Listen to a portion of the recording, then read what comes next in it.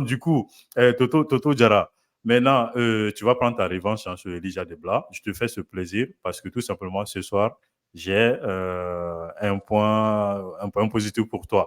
Mais du coup, quand on regarde au fait toutes ces hypothèses, aujourd'hui, j'ai parlé de l'éco. Hein. On est en train de mettre en place l'éco qui va remplacer le franc CFA. Est-ce que, parce que là, on a évoqué beaucoup de risques, on n'a pas les moyens d'avoir notre propre monnaie, donc la monnaie pour chaque pays ou autre, mais l'éco, ça va être une monnaie qui est censée remplacer le franc CFA. Est-ce que déjà, les dirigeants ou les personnes qui ont pris cette décision de remplacer le franc CFA par l'éco sont au courant de ces risques qu'on vient d'évoquer ou finalement, l'éco, on peut dire que tu as beaucoup de à Corona mais qu'on a disons que c'est même pire que ça. C'est une façon de CFA d'évaluer encore. Deuxième dévaluation du franc CFA et pire, l'arrogance et le mépris de Macron s'est présenté à côté de Alassane Dramane Ouattara à Abidjan en 2019 ou 2020, je ne me rappelle plus, pour aller annoncer la création de la monnaie de plus d'une dizaine de pays, quoi. Pour qui il se prend? Par solidarité, d'accord, mais il n'a pas à s'afficher. Si j'avais le président, tout le président était là, même sa présence aurait été de trop.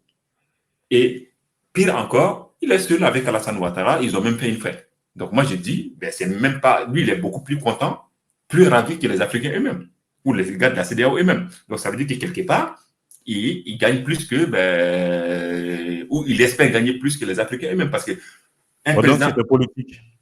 C'est plus que politique. C'est même la razzia. Parce que Macron, qui décommande des rendez-vous, prend un avion et un vol pour venir à Abidjan, pour participer à la création d'une monnaie d'autres pays, c'est qu'il a quelque chose à gagner là-dedans. Et là, je ne dis pas qu'il a quelque chose à gagner, mais je suppose, dans ces cas, à partir du moment de cet instant, l'éco n'est plus souverain pour moi.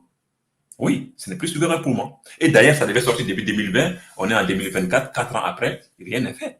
On va nous dire que ça va sortir. Et on va retourner toujours à la même chose. Alors, qu'est-ce qui va se passer? Est-ce qu'on est faible? On est faible par notre mauvaise organisation, mais on n'est pas faible au niveau État. Le Nigeria, la Côte d'Ivoire, le Sénégal, le Mali, le Burkina, chacun de ces pays est premier ou deuxième exportateur de quelque chose, d'une matière première. Même si on est assujetti quand même quelque part, comme l'a dit Yamoudou, aux fluctuations externes ou bien au taux d'échange externe de la bourse. Mais quelque part, on n'est pas moins que la Mauritanie ou bien la Gambie qui ont chacun de ces pays leur propre monnaie, quoi. Mais ce qui fait que, ce qui m'amène à dire que la monnaie, c'est pas quelque chose en soi. Il faut l'organisation d'abord. Et ça, la CEDEAO peut encore le faire pour réduire son blason. Autrement, c'est l'AES qui va le remplacer.